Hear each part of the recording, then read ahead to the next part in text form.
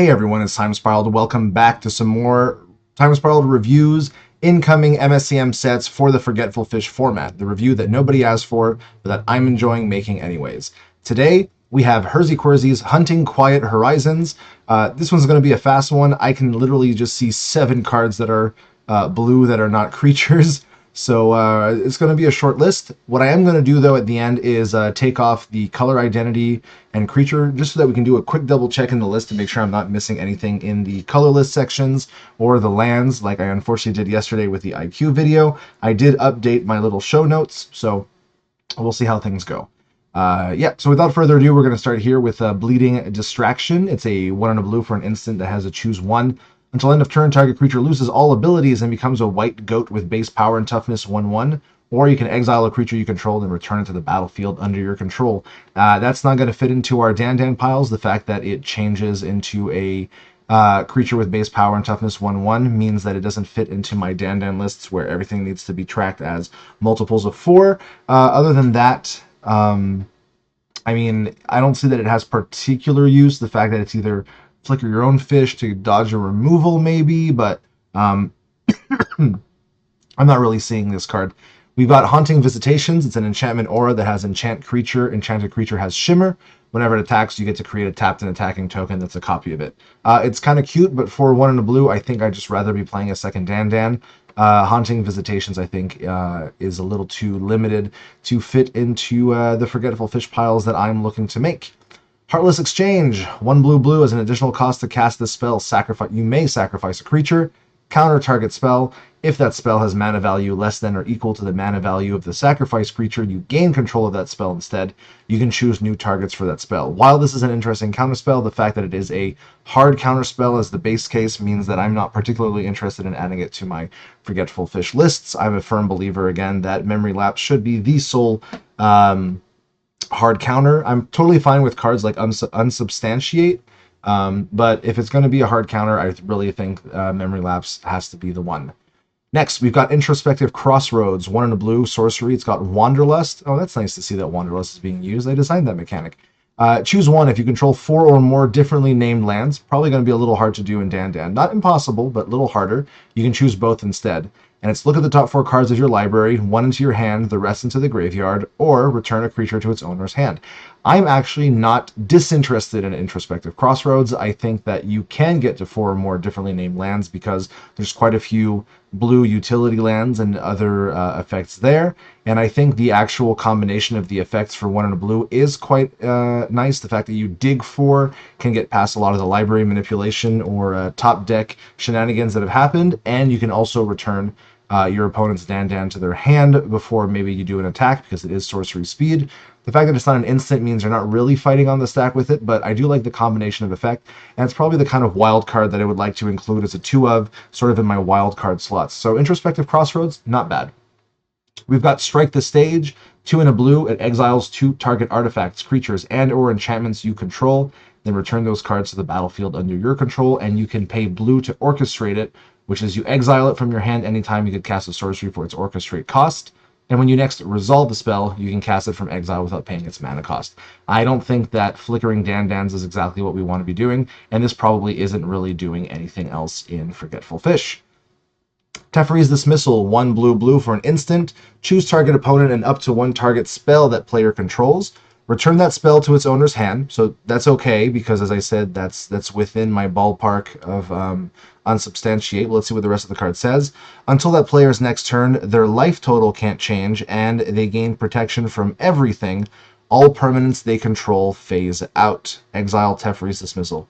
This is really interesting. So you have to target... Oh, it's up to 1. So you can just choose target opponent. Their life total can't change. They gain protection from everything, but they phase out all their permanents. Oh, this is a really interesting one. It's like... Obviously, if you hit the spell, it's quite neat. Because their permanents all phase out, they kind of lose all the mana and stuff that they would have to use it. They're treated as though they don't exist, but until their next turn, you can't hurt them. They gain protection from everything. I don't know if I would use it. It does, like, obviously it does something interesting where, you know, again, phasing out all their permanents. But the fact that you can't really hit them, I don't know. This is definitely a hard card to pierce all, like to put together all the different effects and figure out if it's really something that I want to use. I'm leaning towards no. Um, Until their next turn, life total can't change. They gain protection from. Look, so there's one thing that it does that's really neat, is that if you can cast this and you phase out all their permanents, they can no longer fight you on top of the library because they don't have access to their permanents, which means that they can't tap. I mean, they can tap some mana in response, but all you have to do is pass through a step, right? So what you can do is kind of win the top deck war a little bit and essentially force them to not be able to interact. I don't know if that's necessarily a good thing, but I mean, this isn't a card I would want to test as much as Introspective Crossroads, and already that's not like crazy high on the list.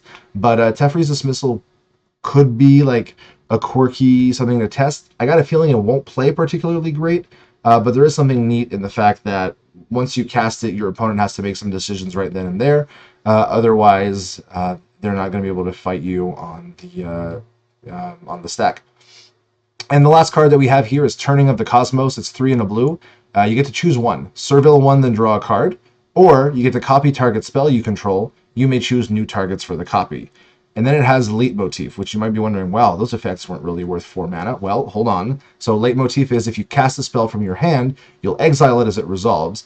And then when you next cast a spell that shares a color with this card, most of, if not all the spells are blue, you get to cast this from exile without paying its mana cost, which could be copying the spell that you just cast, or surveilling one, then drawing a card. I actually quite like Turning of the Cosmos, and the fact that it's got the choose one is quite neat. I don't really think that you'll use the copy target spell you control mode for 3 and a blue very often, but you might. I think you might just cast 4, surveil 1, draw a card, and then you set up your next turn to either copy the next spell that you have, and it does say copy target spell, which means it can copy permanent spells like Dandan. So yes, you might want to use. You'll have to use it for tokens. If it was just target non-permanent or non-creature spell, I mean, it'd fit a little more in my regular list. But Turning of the Cosmos is quite interesting, honestly. And the fact that most of the spells in the library are blue is what makes it work. So yeah, it would be probably Turning of the Cosmos and Introspective Crossroads, which it's not bad to have at least 2 maybe options.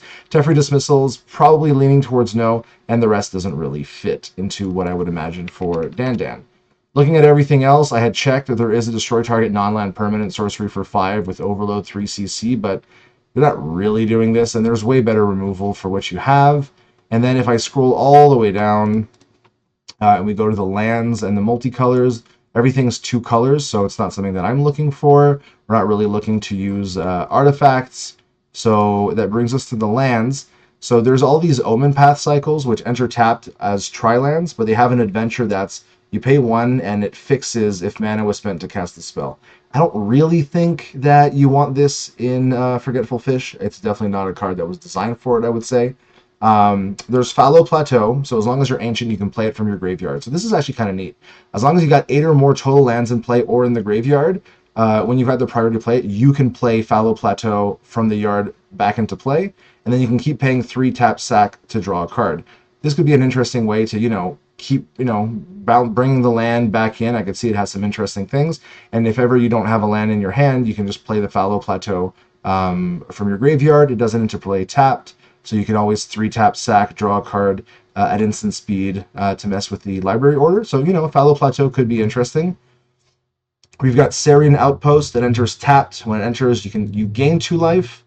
So we can't use it because it's not a multiple of 4. But if you weren't the starting player, you may untap Sarian Outpost instead. Tap, pay 1 life, add 1 mana. Oh, see, we can't even use that either. It's very cool fixing land, but not the kind of fixing land that we're looking for. Same with Wayfarer's Shrine, which is a reprint from MSCM. So yeah, that pretty much wraps us up, I think, for Forgetful Fish, for this lovely little set of Hunting Quiet Horizons by HerziQuerzi. Hopefully you are enjoying these cute little, recap videos. And we'll keep trying to put some out for the remaining 8 sets. And if people like them, we'll see where we go from here.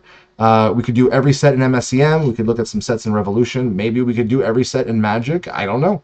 The sky's the limit. So enjoy, take care, and we'll see you in the next video.